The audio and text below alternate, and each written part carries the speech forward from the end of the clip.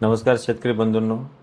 प्रादेशिक हवामान केंद्र मुंबई येथून आज हवामानाचा जो अंदाज प्राप्त झाला आहे त्यानुसार मराठवाड्यामध्ये पुढील 5 दिवसामध्ये हवामान कशा प्रकारचं असणार आहे यावर एक संक्षिप्त नजर टाकूया.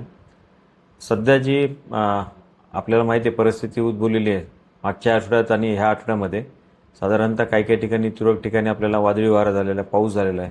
त्याचं मुख्य कारण म्हणजे पश्चिम आणि पूर्वेकडून येणाऱ्या वाऱ्यांचा संयोग.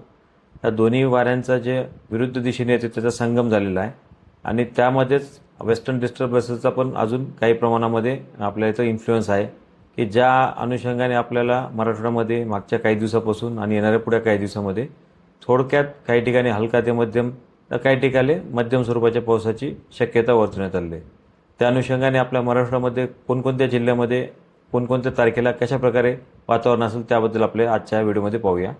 साधारणतः आज 21 तारखेला साधारणतः लातूर जिल्ह्यामध्ये वादळी वारा मेघगर्जना राहणार आहे.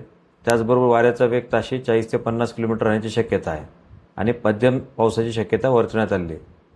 आणि 21 तारखेलाच आजच्याच दिवशी साधारणतः बाकीचे जे जिल्हे आहेत मराठवाड्यातले छत्रपती संभाजीनगर, जालना, नांदेड, परभणी, बीड, धाराशिव जवळपास ह्या ठिकाणी सुद्धा हलका ते मध्यम स्वरूपाचा पाऊस आहे आणि वादळी वारा राहणार आहे.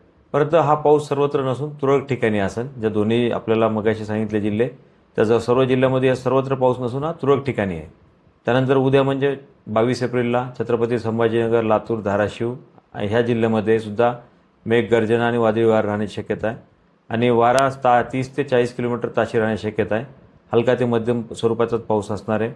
23 तारखेला नांदेड असेल, लातूर, धाराशिव या ठिकाणी आपल्याला तुरळक ठिकाणी वादळी वारा आणि हलका पावसाची शक्यता आहे. नंतर 24 आणि 25 एप्रिलला विशेष करून 24ला बीड, धाराशिव, लातूर आहे तिथं पण वादळी वारा असणार आहे, हलका पाऊस असणार आहे. परंतु 25 तारखेला साधारणतः परभणी, हिंगोली, नांदेड आणि लातूर ह्या जिल्ह्यामध्ये आपल्याला मेघगर्जना असेल, वादळी वारा असेल आणि वारा 30 ते 40 किलोमीटर ताशी राहण्याची शक्यता आहे. हलका ते मध्यम स्वरूपाचा पाऊस आहे. त्या अनुषंगाने आपल्याला विशेष काळजी काय खबरदारी घ्यायची की 22 ते 25मध्ये साधारणतः मराठवाड्यातल्या सर्व जिल्ह्यामध्ये दिवस बदलला तर जिल्हे पण बदलत आहेत. हलका ते मध्यम स्वरूपाचा पाऊस वर्तवण्यात आलेला आहे आणि तुरळक ठिकाणी तर आपल्याला जे सध्या आपले कापणी केलेलं आहे ते पीक व्यवस्थित सुरक्षित ठिकाणी ठेवायचं आहे. वादळी वाऱ्यापासून आपल्याला जनावरांचा आणि साधनांचं संरक्षण करण्यासाठी आपल्याला विशेष खबरदारी घ्यायची.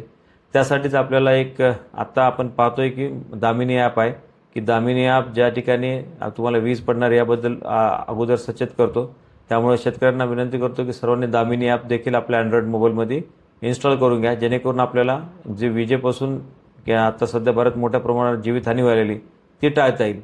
तर ह्या आपल्याला खबरदारी येणाऱ्या कालावधीमध्ये सतत घ्यावं लागणार आहे कारण अशा प्रकारचं वातावरण हे पुढे मागे असं होत राहणार आहे.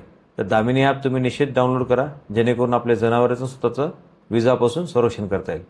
तर अशाच प्रकारच्या आपल्याला अपडेटसाठी आपण VNMK परभणीचं चॅनल रेग्युलरली पाहत राहा. धन्यवाद.